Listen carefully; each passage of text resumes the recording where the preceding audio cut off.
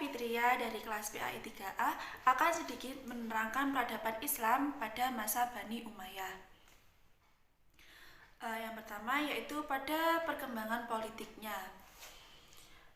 Daulah Bani Umayyah merupakan daulah atau dinasti Islam pertama yang didirikan oleh Muawiyah bin Abi Sufyan.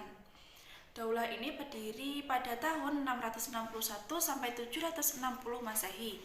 Perintisan dinasti ini dilakukan dengan cara menolak pembaiatan terhadap Ali bin Abi Thalib. Yang kedua, perkembangan ekonomi dan administrasi pemerintahan.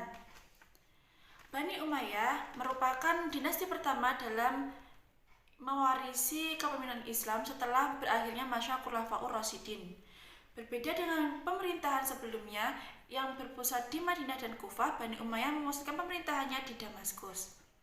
Secara tidak langsung, Bani Umayyah telah mengubah sistem pemerintahan Islam dari kekhalifahan menjadi monarki. Perubahan sistem pemerintahan tersebut memberikan dampak yang cukup luas ke berbagai macam sektor, termasuk dalam aspek pengelolaan perekonomian di tengah-tengah masyarakat Muslim. Pembangunan perekonomian yang dijadikan sebagai salah satu pilar utama di zaman Bani Umayyah juga telah berhasil mendorong terbentuknya suatu struktur masyarakat Muslim yang tertata rapi, terutama dalam aspek kerukunan antar umat beragama. Luasnya wilayah kekuasaan yang terhimpun saat itu berkaitan pada lebih beragamnya kondisi sosial masyarakat di bawah naungan Bani Umayyah, baik dalam aspek sosial, budaya, maupun agama. Yang ketiga, konsolidasi dan pembaruan politik pada masa Umar Abdul Al-Aziz, yaitu pembaruan yang dimulai dari diri sendiri dan keluarganya.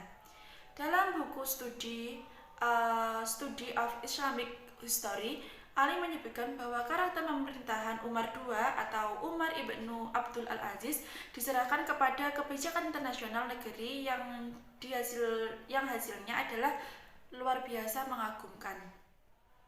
Ia memilih pemimpin-pemimpin yang baru di posisi paling penting, bukan karena ia memiliki partai atau memiliki golongan, akan tetapi karena pendirian dan kejujurannya.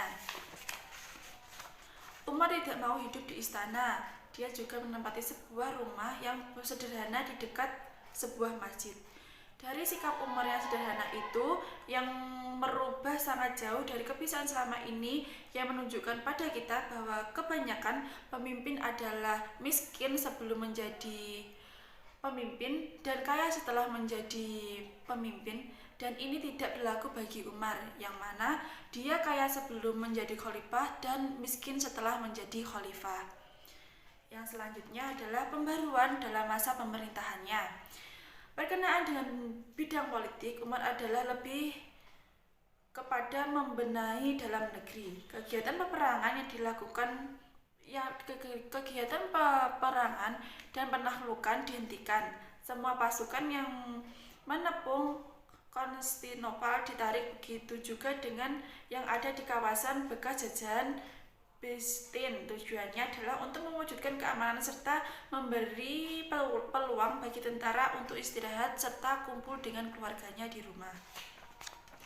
Yang kedua, mengadakan pajak antara pajak jizyah dan pajak kharij. Pada pajak jizyah dihapuskan bagi orang Muslim Arab. Hal ini menunjukkan pada kita bahwa Umar telah menyamaratakan hak antara bangsa Arab dan bangsa non-Arab yang hanya berpijak pada kesamaan akidah Islam saja, sehingga dengan sendirinya mawali ini terhapus pada masa itu.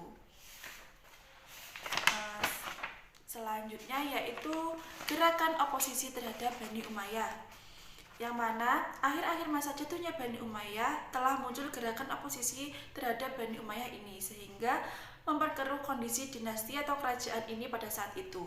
Salah satunya adalah kelompok Syiah, kelompok Sunni, keluarga Abbas, serta perpecahan antara suku, etnis, dan kelompok politik. Yang selanjutnya adalah perkembangan gerakan oposisi terhadap Bani Umayyah di bidang keagamaannya, yang mana pada masa itu banyak muncul perkembangan gerakan-gerakan yang menjadi 3 gerakan, yaitu gerakan Mu'tazilah, perkembangan gerakan Qadariyah, ketiga perkembangan gerakan Khawarij. Ada juga perkembangan gerakan Murji'ah dan perkembangan gerakan Syariah, yang mana institusi ilmiah merupakan bentuk penegakan teroris terhadap semua konsep sekuler tentang kekuasaan. Menurut teori ilmiah, imamah yang berbeda dengan pandangan Sunni, seorang imam merupakan pemimpin komunitas Islam satu-satunya yang sah dan ditunjuk oleh Tuhan untuk memegang kekuasaan tertinggi. Cukup sekian penjelasan dari saya. Apabila ada kurang dan salahnya, maaf. Wassalamualaikum warahmatullahi wabarakatuh.